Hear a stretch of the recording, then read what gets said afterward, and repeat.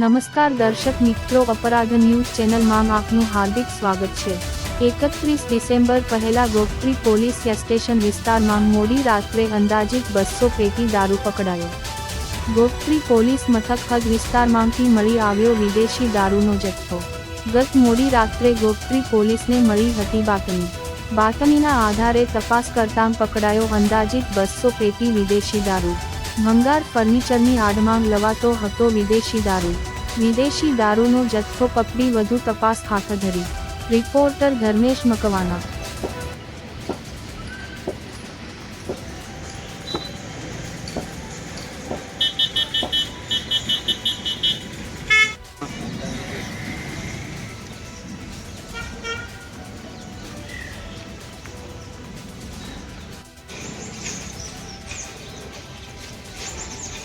anchor में कौन से साइंस